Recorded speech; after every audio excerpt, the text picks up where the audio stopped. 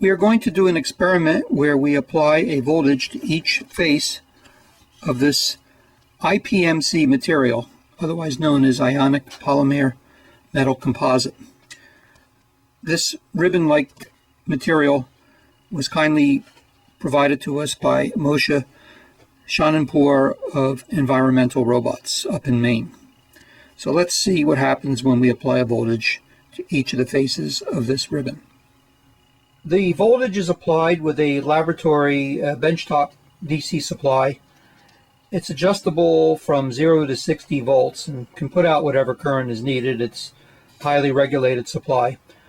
But to make sure that we don't overload the material, the output of the supply is going through this resistive step-down network.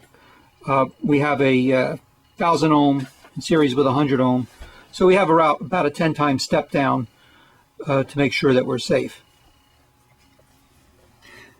We have a piece of IPMC, which is right here. It's a flat, like ribbon type piece. It's about 1 centimeter in length. And on each of its faces, we have these copper electrodes. On this side, we apply a variable voltage from 0 to 1 volt, DC. And on this side, ground. And note the scale, it's above the ribbon. The tick marks are in millimeters. So I'm now going to apply a 1 volt to the right hand face. I'll slowly ramp it up and we'll watch it move.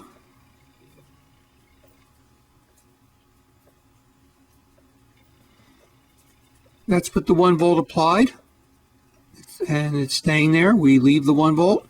Now I'm going to ramp it down. So as you can see, the end of the ribbon moved about 1 millimeter. And that's with only 1 volt applied. Here's another shot of the experimental setup. Here we have the voltmeter and the ribbon over here. Again, I'm going to ramp it up to 1 volt. Note, we're using the 3 volt scale, so 1 volt would be about there.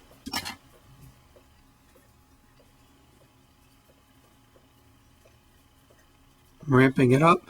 Obviously, since we're a little bit further away with the camera from the ribbon, you can't see it move as well, but it is moving.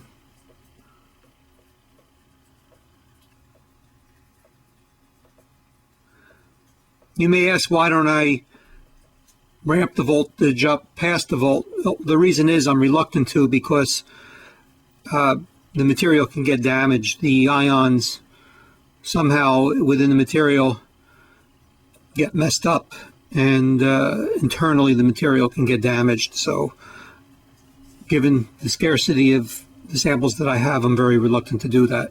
Although I suspect with a little bit more, maybe 1.5, 2 volts, the piece would move even further. We've now reversed the leads.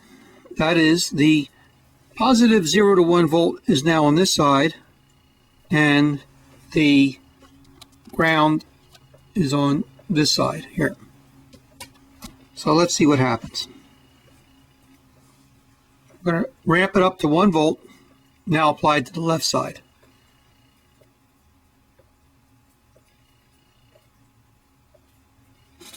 One volt. Now back down to 0. Ramping it up to 1 volt, down to 0. I'm now going to ramp it a little faster.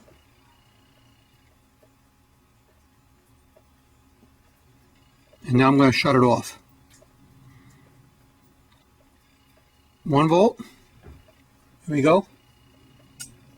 Up and then down. Up and then down.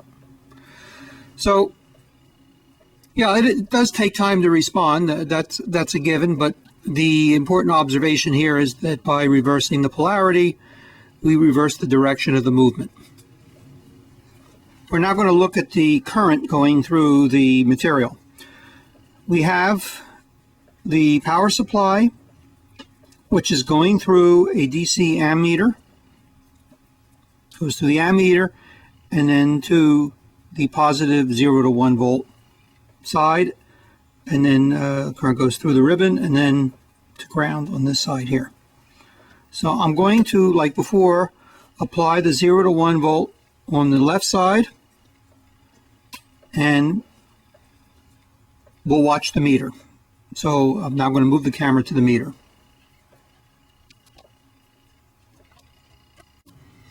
We're using the 3 milliamp scale. That's this one.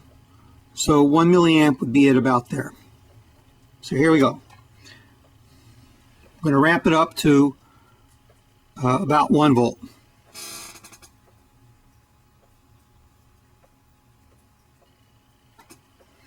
You can see the current pops up fairly quickly and then ramps down. We still have the 1 volt applied. So like before, the piece is not moving, but as the ion flow stabilizes, the current drops. I'm now going to remove the voltage, and as you can see, the currents, to compensate, move in the opposite direction and pin the meter in the other direction. And the only way I can break that either is to wait or to disconnect the leads. We're going to do it again. I'm going to ramp it up to about 1 volt and just watch the current flow. I'll leave it at 1 volt for about 5 seconds and then I'll shut it off.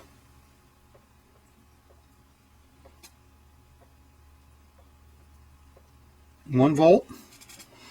And as you can see, the current pops almost to 3 milliamps.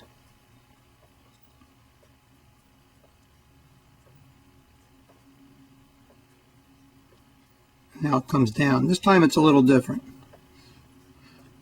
So now I'm going to, remember we still have the voltage on, now I'm going to shut it off. And now we have this counter EMF. Perhaps the thing is acting like a battery at this point. Just to show that nothing's changed, I'm now going to just put a 1 volt ramp on it.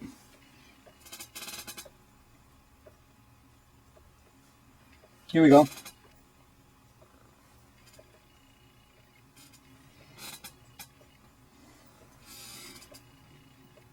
And now I'm going to remove the voltage. And we have the 1 millimeter excursion. This, by the way, is with the meter, the ammeter in series with the ribbon for the current measurement. So here's the setup. We're at the rest position, which is right there. Watch when we apply 1 volt. I'm going to leave it for about 10 seconds. That's 2, 3, 4, 5, 6, 7, 8, 9, 10. You can see that there is a downward drift in the position of the material. I'm now going to shut off the voltage. And everything shifted over a little bit. And so there is some movement.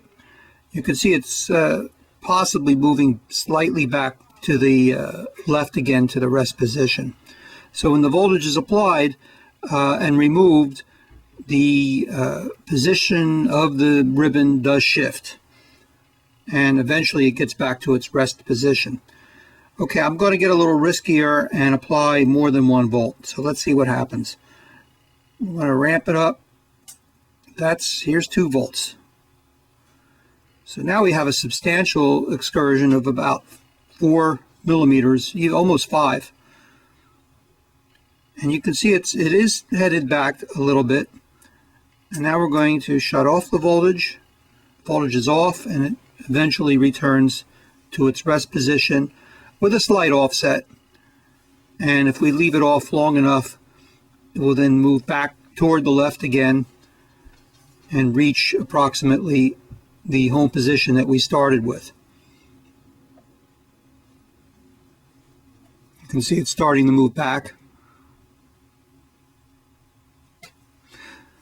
And it's now hitting the rest position that we started with. So there is clearly a drift in the material or the position of the material after the voltage is applied and then removed. How much of impact that will have on our experiment, I don't know yet, but it's something that we need to consider.